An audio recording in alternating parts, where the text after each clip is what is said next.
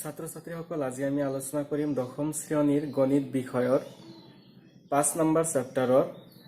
অৰ্থাৎ সমান্তৰ প্ৰগতি এৰিথমেটিক প্ৰগ্ৰেছন আজি আলোচনা কৰিম। তো ইয়াতে প্ৰথমত আমি সংজ্ঞাবোৰ জানিব লাগিব। সংজ্ঞাৰ ভিতৰত যেনেকুৱা আছে প্ৰথমত পদ,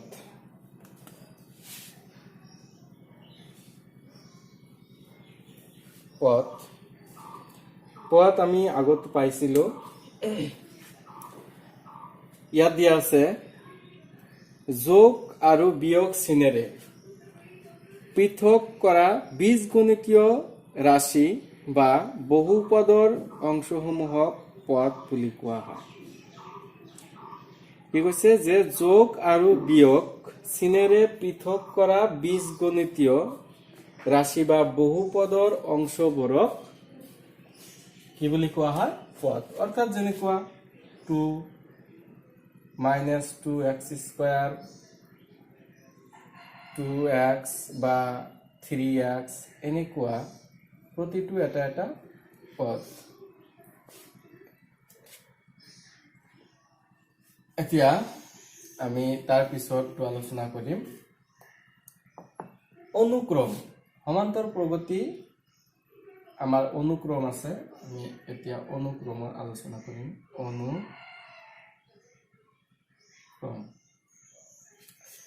অনুক্ৰম হল সংখ্যাৰ একেটা সংহতি কিছুমান নিয়ম অনুসৰি সজ্জিত হলে ইয়াক অনুক্ৰম বুলি কোৱা হয়। যদি সংখ্যাবোৰ একেটা সংহতি অৰ্থাৎ সংহতি কিছুমান নিয়মেৰে যদি সজ্জিত হৈ থাকে, যেনেকুৱা 1 2 3 4 5 এনেকৈ প্ৰতিটোৰ ক্ষেত্ৰত কি আছে এক এককৈ বাঢ়ি গৈ আছে। প্ৰতিটোৰ ক্ষেত্ৰত এক এককৈ বাঢ়ি বাঢ়ি গৈ আছে। এইটো এটা নিয়ম। আমাৰ ইয়াতে প্ৰতিটো এক এককৈ বাঢ়ি এই সজ্জাত সজ্জিত হৈ আছে। বা কোনো সময়ত আহিব পাৰে 2 4 6 8 এনেকৈ আহিব পাৰে। এইটো এনেকুৱা সজ্জাত যদি থাকে তেতিয়াহ'লে আমি তাক অনুক্ৰম বুলি কম। আকৌ আমি আলোচনা কৰিম প্ৰগতি।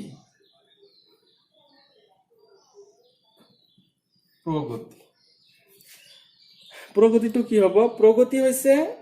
মানৰ এনে এটা অনুক্ৰম য'ত প্ৰতিটো পদ পৰৱৰ্তী পদৰ পৰা এক নিৰ্দিষ্ট ধৰণে আহৰণ কৰা হয়। পৰৱৰ্তী পদ যেনেকুৱা এইটোৰ পিছৰ পদ কি আছে 4 আছে, এইটোৰ পিছৰ পদ আছে 6, এইটোৰ পিছৰ পদ আছে 8 এনেকৈ আমি প্ৰতিটোৰ ক্ষেত্ৰত এটা এটা যেনেকুৱা ইয়াত প্ৰথম পদৰ লগত আমি 2 যোগ কৰি 4 পাইছো। এইটো আছে আমাৰ দ্বিতীয় পদ। এই দ্বিতীয় পদৰ লগত আমি 2 যোগ কৰি 6 পাইছো। এইটো আমাৰ তৃতীয় পদ। ইয়াৰ লগত আমি 2 যোগ কৰি আমি কি পাইছো 8 পাইছো। ইয়াত হ'ব 10। ইয়াৰ লগত আমি 2 যোগ কৰি কিমান পাইছো 10। প্ৰতিটো ক্ষেত্ৰত কি আছে 2 2 কৈ যোগ কৰি দি আছে। 2 2 2 কৈ যোগ কৰি আমি পিছৰ বা পৰৱৰ্তী পদবোৰ পাই আছো। গতিকে কৈছে নিৰ্দিষ্ট কোনো এটা সংখ্যা যোগ কৰি পেলাই যদি আমি পিছৰ সংখ্যা বা পৰৱৰ্তী সংখ্যা যেনেকুৱা ইয়াতে প্ৰতিটোৰ ক্ষেত্ৰত 2 যোগ কৰি পাইছো 2 2 2 এনেকৈ যোগ কৰি কৰি আমি পৰৱৰ্তী পদ অৰ্থাৎ 2ৰ পিছত 4 পাইছো, 4ৰ পিছত 6, তাৰ পিছত 8, তাৰ পিছত 10 পাইছো। এনেকৈ আৰু বাঢ়িব। যদি 2 যোগ কৰি দিয়া হয় কিমান হ'ব 12। এনেকৈ আমি পাই থাকিম। বা এই ক্ষেত্ৰত ইয়াতে 1 1 কৈ যোগ কৰি দিয়া আছে। 1 1 কৈ যোগ কৰি আমি কি পাইছো পিছৰ পদবোৰ পাই আছো। যদি এনেকুৱা নিৰ্দিষ্ট এটা সংখ্যা যোগ কৰি কৰি এটা সজ্জাত সজ্জিত হয় তেতিয়াহ'লে আমি তাক প্ৰগতি বুলি কম। এতিয়া আমি আলোচনা কৰিম সমান্তৰ প্ৰগতি। সমান্তৰ প্ৰগতি হৈছে সংখ্যাৰ একেটা সংহতি য'ত প্ৰথম পদটোৰ বাবে প্ৰতিটো পদ পৰৱৰ্তী পদৰ লগত এক নিৰ্দিষ্ট সংখ্যা যোগ কৰি আহৰণ কৰা হয়। যেনেকুৱা এইটো আমি পাইছো। এটা আমি সমান্তৰ প্ৰগতি বুলি সমান্তৰ প্ৰগতি। যেনেকুৱা কি লিখিছিলো আমি 2 4 6 ডট ডট ডট ডট এনেকুৱা আছিল তাৰপিছত যেনেকুৱা আমি লিখিব পাৰো 3 6 9 12 এনেকৈ আমি লিখিব পাৰিম বা 1 2 3 4 এনেকৈ আমি লিখিব পাৰিম ইয়াত চোৱা প্ৰতিটোৰ ক্ষেত্ৰত ইয়াত 2 4 ইয়াৰ লগত আমি কিমান যোগ কৰিছো 2 ইয়াত 2 যোগ কৰি আমি 4 পাইছো ইয়াৰ লগত আমি 2 যোগ কৰি 6 পাইছো ইয়াৰ লগত যদি আমি 2 যোগ কৰি কিমান পাম 8 ইয়াৰ লগত যদি আমি 2 যোগ কৰি পাম যোগ কৰিলে আমি পাম 10 ঠিক তেনেদৰে ইয়াৰ লগত যদি 3 লগত যদি আমি 3 যোগ কৰি দিও কিমান পাম 6 ইয়াৰ লগত 6 এৰ লগত 3 যোগ কৰিলে 9 পাম ইয়াৰ লগত আকৌ 3 যোগ কৰিলে পাম 12 এনেকৈ আমি পাই আছো ইয়াৰ লগত যদি আমি 1 যোগ কৰো 2 যোগ কৰিলে আমি 2 পাম ইয়াৰ লগত 1 যোগ কৰিলে 3 পাম ইয়াৰ লগত 1 যোগ কৰিলে 4 পাম এনেকৈ প্ৰতিটো ক্ষেত্ৰত এটা নিৰ্দিষ্ট সংখ্যা যোগ কৰি পেলাই আমি পিছৰ বা পৰৱৰ্তী পদবোৰ পাই আছো যদি এনেকৈ সজ্জিত হৈ থাকে তেতিয়া হলে আমি তাক সমান্তৰ প্ৰগতি বুলি কম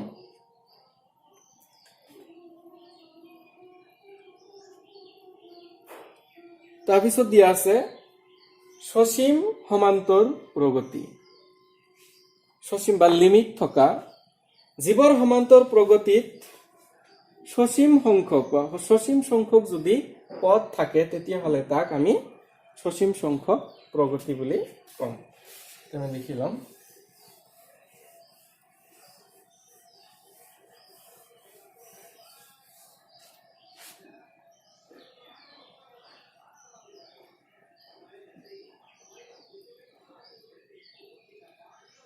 সসীম সমান্তৰ প্ৰগতি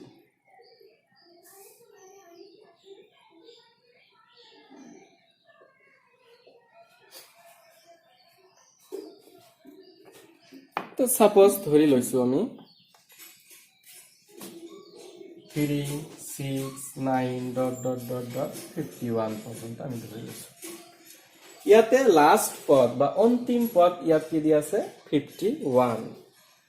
অৰ্থাৎ ইয়াত এইখিনিতেই সমাপ্ত ইয়াৰ বেছি আৰু নাই গতিকে ইয়াক আমি ক'ব পাৰিম সসীম সমান্তৰ প্ৰগতি আকৌ আমি আলোচনা কৰিম অসীম সমান্তৰ প্ৰগতি যদি অসীম সমান্তৰ প্ৰগতি হয় অসীম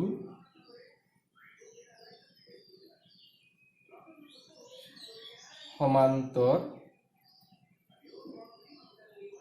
প্ৰগতি ইয়াক যদি আমি কওঁ তেতিয়াহলে আমি সেম উদাহৰণে লৈছো 3 6 9 12 dot dot dot dot dot dot এনেকৈ বাঢ়ি গৈ আছে অৰ্থাৎ অসীম বুলি ক'লে যি সমান্তৰ প্ৰগতিৰ অসীম সংখ্যক পদ থাকে তেনেকুৱা সমান্তৰ প্ৰগতিক আমি অসীম সমান্তৰ প্ৰগতি বুলি কওঁ এইটো আমাৰ অসীম সমান্তৰ প্ৰগতি ইয়াত আমি ডট ডট দিছো মানে ইয়াৰ পিছত আৰু আছে কিবা এটা গৈ আছে আৰু 3 6 9 12 15 এনেকৈ বাঢ়ি বাঢ়ি গৈ থাকিব ইয়াত কোনো সীমা নাই অসীম ইয়াত ইনফিনিটি হৈ থাকিব আহিয়ে থাকিব কিন্তু প্ৰতিটো ক্ষেত্ৰত কি আহিব 3 3 কৈ আহিব 3 3 কৈ বাঢ়ি গৈ থাকিব প্ৰতিটো ক্ষেত্ৰত 3 ইয়াৰ লগত 3 যোগ কৰিলে কি পাম আমি 15 15 এৰ লগত 3 যোগ কৰিলে কিমান পাম আমি 18 ইয়াৰ লগত আমি 3 যোগ কৰিলে কিমান পাম 21 এনেকৈ গৈ থাকিব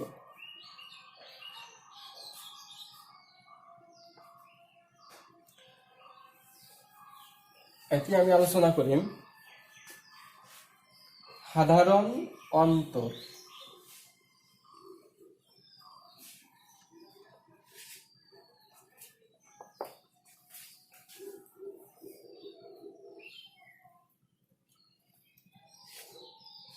সাধাৰণ অন্তৰ বুলি ক'লে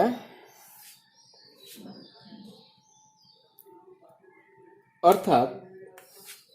লিখি লওঁ আমি সাধাৰণ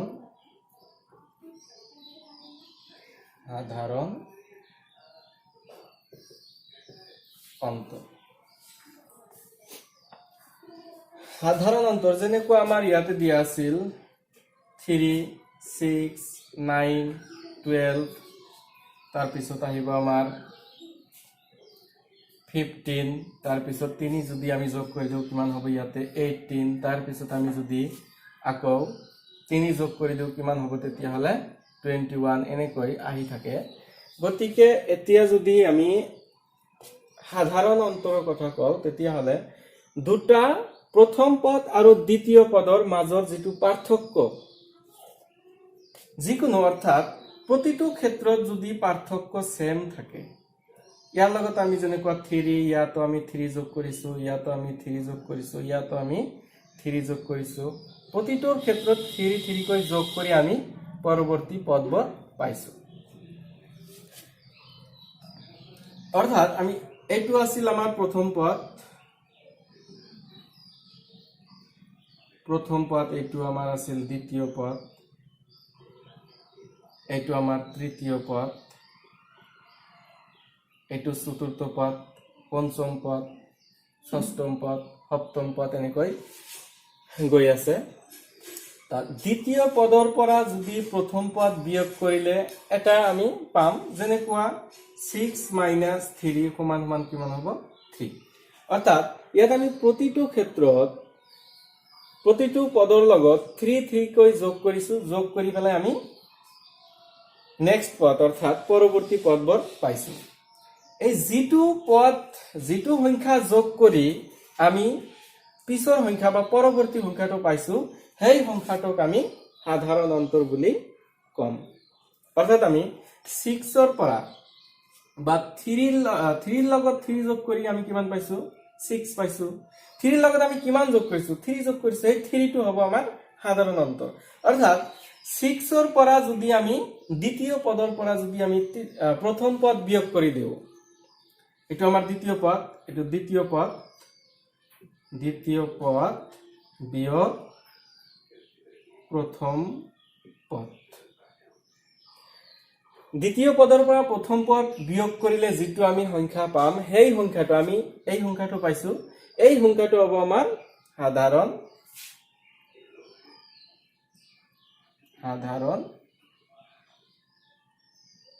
অন্তৰ ইয়াক সাধাৰণ অন্তৰক আমি ডি ৰে চিহ্নিত কৰো ডি ৰে চিহ্নিত বা সূচোৱা হয়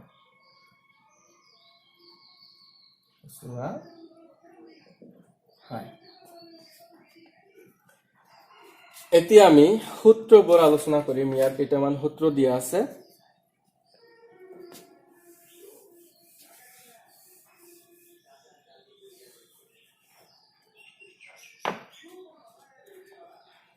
এনতম পদৰ প্ৰকাশ ৰাশি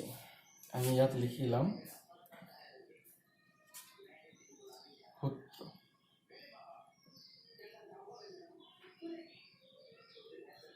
এক নাম্বাৰ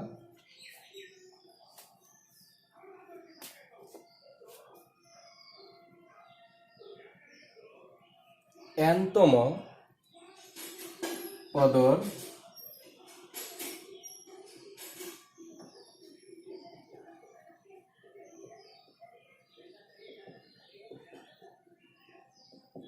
প্ৰকাশ ৰাশি এনতম পদ আমি অৰ্থাৎ যেনেকুৱা 1 2 3 dot dot dot dot dot কিমান লৈ আছে ধৰি লৈছো আমি n লৈ আছে তেতিয়াহলে আমি এটো কম nতম পদ এটো আমাৰ সসীম সংখ্যক পদ থাকে অৰ্থাৎ লাস্ট পদ অন্তিম পদ কি আছে n এতিয়া আমি ইয়াৰে প্ৰকাশ ৰাশি উলিয়াম প্ৰকাশ ৰাশিটো হ'ব যেনেকুৱা আমি যদি ধৰি লও যে a1 a2 a3 dot dot dot dot a nতম পদ এইকেইটা আমাৰ পদ দিয়া আছে এই পদৰ পৰা আমি nতম পদৰ প্ৰকাশ ৰাশিটো উলিয়াম তো ইয়াত আমি সাধাৰণ অন্তৰটো কি পাম a2 minus a1 সমান সমান কি হ'ব d এটো আমাৰ সাধাৰণ অন্তৰ এটো দ্বিতীয় পদ এটো আমাৰ প্ৰথম পদ এটো আমি পাম সাধাৰণ অন্তৰ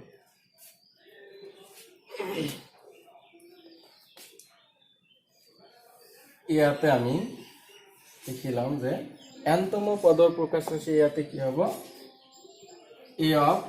n ইকুৱেল কিমান হ'ব a plus n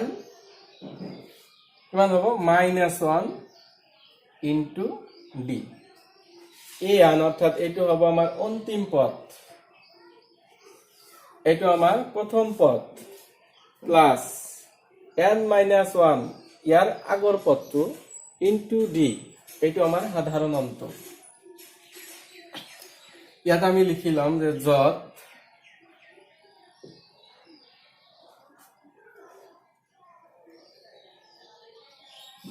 n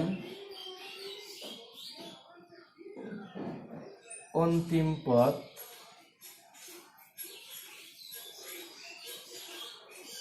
a আমার হব প্রথম পদ a আমার হবে ইয়াতে প্রথম পদ n হব আমার nতম পদ বুলি কলে ইয়াতে আমি লিখিলো nতম পদ টোটাল কেইটা পদ আছে আৰু ইয়াতে আমাৰ আহিব d অর্থাৎ ইয়াতে কি লিখিম ডিফারেন্স অর্থাৎ সাধারণ অন্তর ইয়াতে লিখিম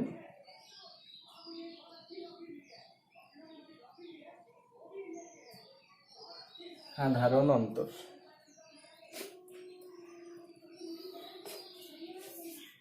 n আমার সাধারণ পদ ইয়াতে a n অর্থাৎ এটু অন্তিম পদ a হল আমার প্রথম পদ n হল সাধারণ পদ ইয়াতে আমি সাধারণ পদটো লিখি দিব পাৰো ইয়াতে আমি লিখিম সাধাৰণ পদ d হব আমাৰ সাধাৰণ অন্ত ইয়াৰ পৰা আমি nতম পদৰ প্ৰকাশ ৰাশিটো উলিয়াব পাৰিম আৰু 2 নম্বৰত থাকিব আমাৰ nতম পদৰ সমষ্টিৰ প্ৰকাশ ৰাশি অৰ্থাৎ যোগফলৰ প্ৰকাশ ৰাশি আমি এটো nতম পদৰ প্ৰকাশ ৰাশি উলিয়াইছো এতিয়া আমি nতম পদৰ যোগফলৰ প্ৰকাশ ৰাশিটো উলিয়াম ইয়াতে আমি লিখিম nতম পদৰ বা nটা পদৰ যোগফলৰ প্ৰকাশ ৰাশি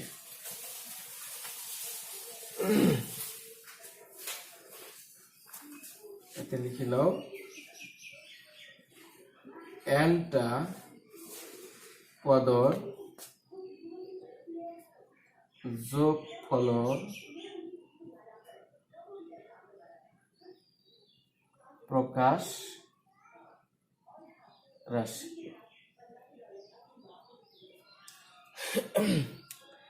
এইটো আমাৰ যোগফলৰ প্ৰকাশ ৰাশিটো আমি s এৰে বুজাব লাগিব s এইটো আমি লিখিব পাৰিম n/2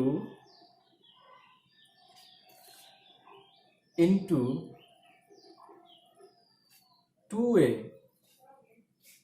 plus n minus 1 into d এইটো হ'ব আমাৰ nটা পদৰ যোগফলৰ প্ৰকাশ ৰাশি বা আমি ইয়াক এনেকৈ লিখিব পাৰো বা sn nতম পদৰ যোগফলৰ প্ৰকাশ ৰাশি sn n/2 2a plus n minus 1 into d আমি এনেকৈ লিখিব পাৰো ইয়াতে আৰু এটা ইয়াতে আমি লিখি দাও যত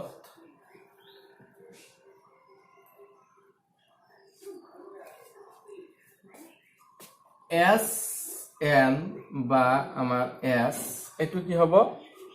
nটা পদৰ যোগফল প্ৰথম এটো হ'ব আমাৰ প্ৰথম nটা পদৰ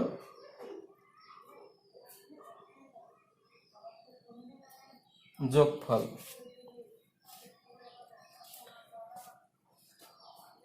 এতিয়া আৰু এটা আছে আমি ইয়াতে লিখিম 3 নাম্বাৰ 3 নাম্বাৰটা হ'ব আমাৰ s equal n/2 ইয়াতে হ'ব আমাৰ a plus l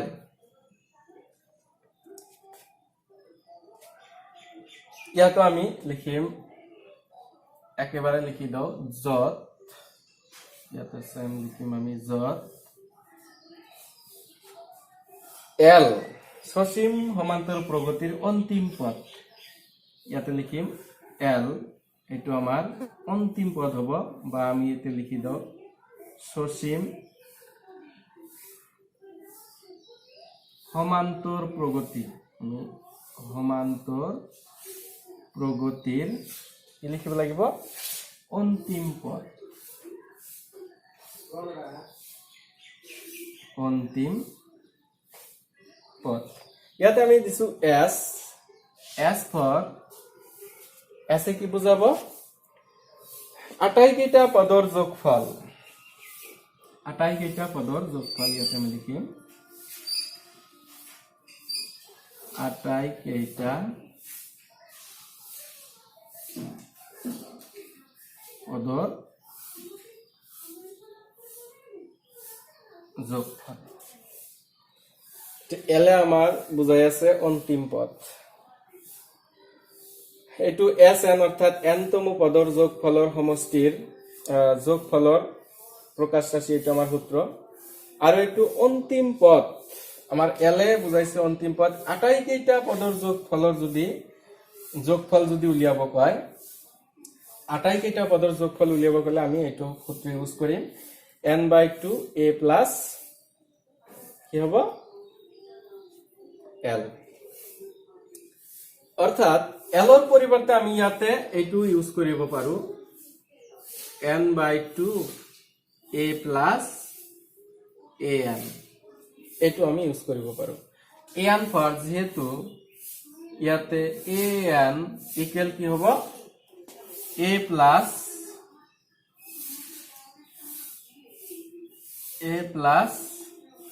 n minus 1 into d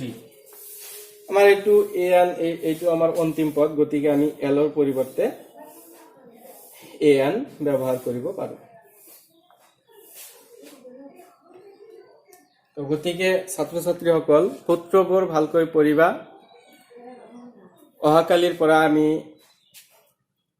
অনুশীলনী অৰ্থাৎ 5.1 অনুশীলনটো আলোচনা কৰিম গতিকে ইয়াত থকা সূত্ৰবোৰ মুখস্থ কৰিবা আৰু ঘৰত প্ৰেক্টিস কৰিবা যাতে সূত্ৰবোৰ পাহৰি নোযোৱা